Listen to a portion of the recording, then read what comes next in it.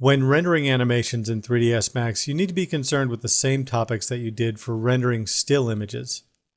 The resolution that you render is important, but there are some differences that we'll see later in the details. Usually, you're going to be working with a lower resolution if you're going out to the web. 320 by 240 or 640 by 480 are good for web delivery of animated files. You really need to take into consideration that there are many computers that might be viewing your video that are unable to play back a very large resolution animation. For DVDs, or for websites that offer very fast streaming, you can work with a higher resolution. A standard DVD is a resolution of 720 by 480 pixels. This is now considered a mid-level resolution. It's not small like you would use on a web page, although there are many websites now that can take standard DVD content and stream it.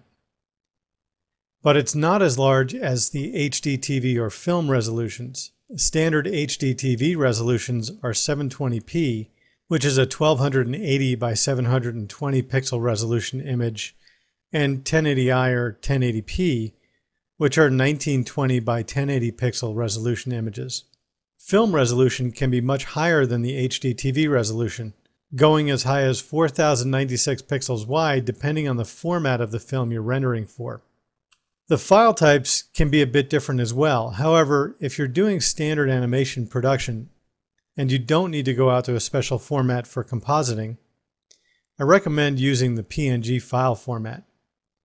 If you're wondering how that can be used, you just said PNG was for still images.